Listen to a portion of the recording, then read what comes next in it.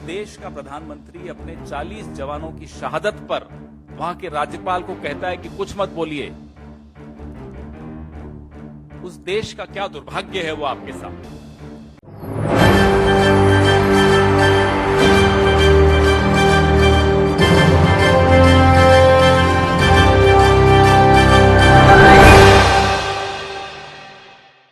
नमस्कार, मैं हूं राहुल शर्मा। आप देख रहे हैं एसपी 9 न्यूज। स्वागत है आप सभी का हमारे इस प्रोग्राम में। और प्रोग्राम की शुरुआत इस वक्त हम एक ऐसे मुद्दे से कर रहे हैं जो मुद्दा चर्चाओं का विषय बना हुआ है और है वो प्रधानमंत्री नरेंद्र मोदी के इस्तीफे को लेकर।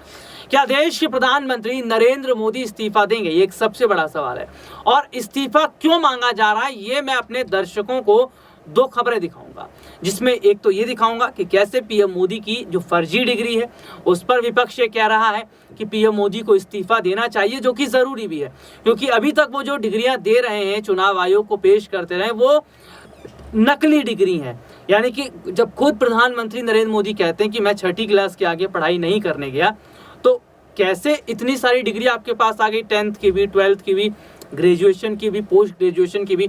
तो ये सीधे तौर पर देखा जा रहा है कि क्या ये डिग्रियां नकली हैं जो प्रधानमंत्री नरेंद्र मोदी ने बनवाई हैं। ये क्या जाली सर्टिफिकेट है? और प्रधानमंत्री नरेंद्र मोदी अगर जाली सर्टिफिकेट अभी तक चुनाव आयोग को सौंप रहे हैं, तो क्या ये नहीं बताता कि कहीं ना कहीं जो हालात इस वक्त के बन रहे हैं वो ये जाहिर तौर पर बता रहे हैं कि कैसे अभी की जो तस्वीर दिखाई दे रही है वो ये जाहिर तौर पर, साफ तौर पर बताती है कि शायद एक बहुत बड़ी जो मुश्किल है वो अब पीएम मोदी के लिए बन गई है।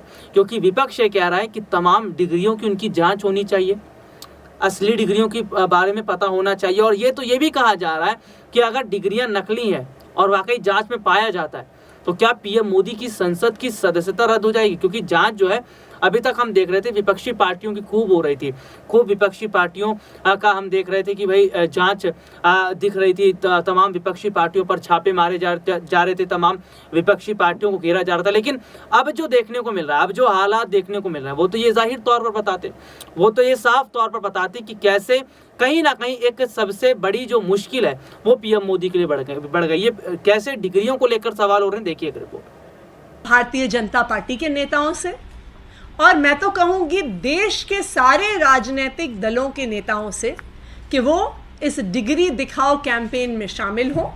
और जिस तरह से मैंने अपनी तीनों डिग्रियां दिखाई हैं, उसी तरह से मैं रिक्वेस्ट करूंगी भारतीय जनता पार्टी से, उनके वरिष्ठ नेताओं से, कि वो भी सामने आकर अपनी डिग्रियां जरूर दिखाएं। धन्यवाद।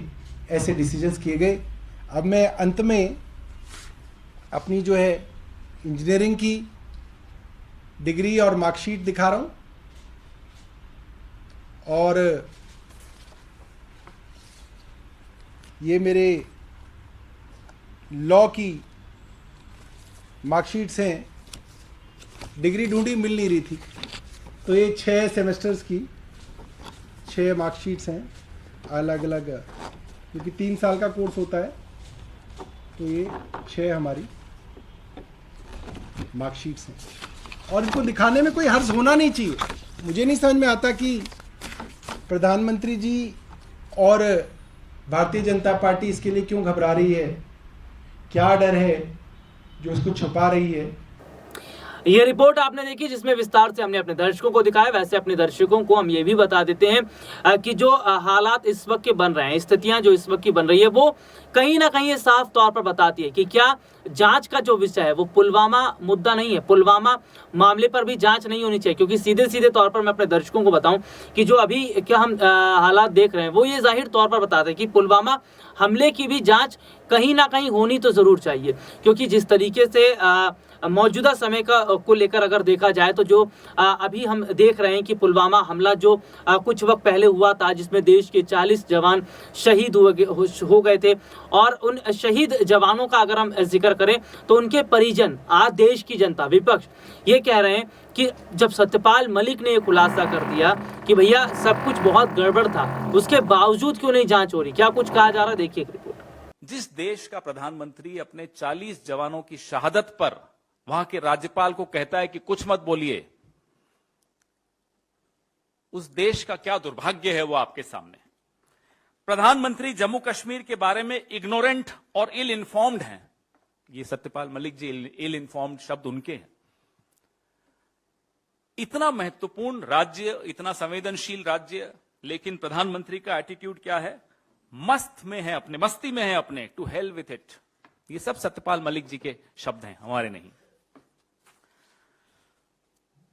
अदानी घोटाले पर प्रधानमंत्री की चुप्पी प्रधानमंत्री को बहुत नुकसान पहुंचा रही है, यह भी सत्यपाल मलिक जी कहते हैं, क्योंकि अब यह मुद्दा गांव के स्तर तक पहुंच गया है। और उन्होंने यह भी कहा कि राहुल गांधी को संसद में बोलने की अनुमति देने से इनकार करना एक अभूतपूर्व गलती है, अनप्रेसिडेंटेड।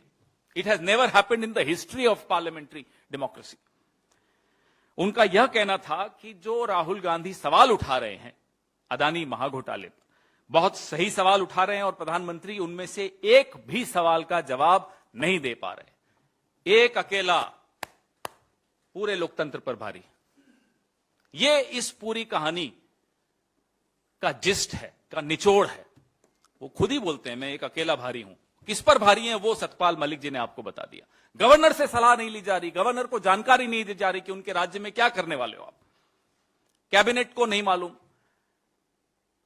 और कहीं कोई सवाल पूछ रहा है, कहीं कोई आपको बता रहा है लापरवाही हुई, तो उनको कहो आप चुप रहें।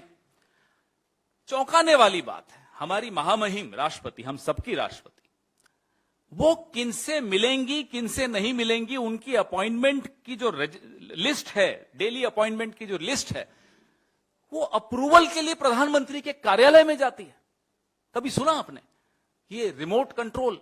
ऐसा रिमोट कंट्रोल कि प्रधानमंत्री तय करेंगी कि इस देश की महामहिम किससे मिलेंगी किससे नहीं मिलेंगी। यह स्थिति है कि सत्यपाल मलिक जी की अपॉइंटमेंट थी, रास्ते से उन्हें वापस लौटना पड़ा क्योंकि राष्ट्रपति भवन से फोन आ गया कि आपकी अपॉइंटमेंट कैंसिल हो गई। फिर इन्हें मालूम पड़ा। ये हम नहीं बोल रहे, ये सब राज्यपाल बोल रहे हैं, सत्यपाल मलिक बोल रहे हैं। आज भी भारतीय जनता पार्टी के सदस्य हैं, अभी तक उनका निष्कासन नहीं हुआ है। भारतीय जनता पार्टी के एक वरिष्ठ नेता बोल रहे हैं। यह आवाज अंदर से आ रही है, इसलिए इसको और गंभीरता से लेना आवश्यक है। एक फिल्म आई थी, सोना 300 करोड़ का उसका व्यापार हुआ था, कश्मीर फाइल्स।